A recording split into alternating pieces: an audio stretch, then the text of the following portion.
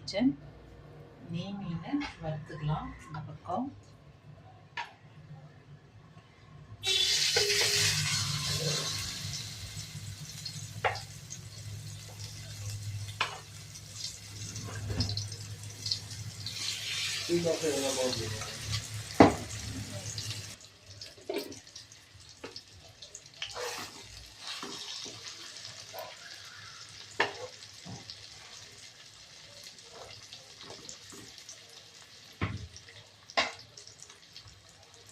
அப்படியே ஸ்லோலியே வயிட்டோம். நெய் மீன் உங்கள் ஊரில் என்ன சொல்லுவீங்கன்னு தெரியல.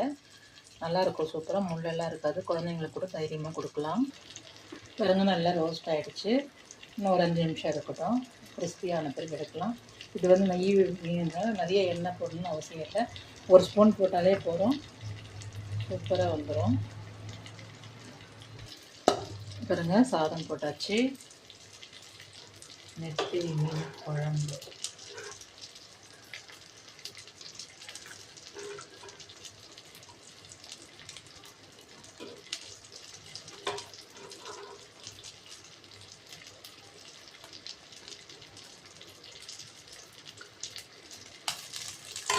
இது இன்றைக்கோட நாளைக்கு இன்னும் சூப்பராக இருக்கும். மீன் வறுவல் பாருங்கள், சூப்பராக ஆகிடுச்சு. இதே போல் நீங்களும் செஞ்சு பாருங்கள். சிம்பிளாக இதில் லெமனு, இஞ்சி பூண்டு பேஸ்ட்டு, மஞ்சள் பொடி, உப்பு, மிளகாத்தூள் வந்து ப்ளெயின் இல்லை, குழம்பு மிளகாத்தூள் போட்டேன். காரம்லாம் கரெக்டாக இருக்கும், அதிகமாகலாம் இருக்காது. பசங்களும் விரும்பி சாப்பிடுவாங்க. முள்ளே இருக்காதுங்க, ஒரு முள் தான் நடுவில் இருக்கும். நம்பி குழந்தைங்களுக்கு கொடுக்கலாம். பிடிச்சிருந்தால் லைக் பண்ணுங்கள். சகீஸ் கிச்சனை சப்ஸ்கிரைப் பண்ணுங்கள். தேங்க்யூ.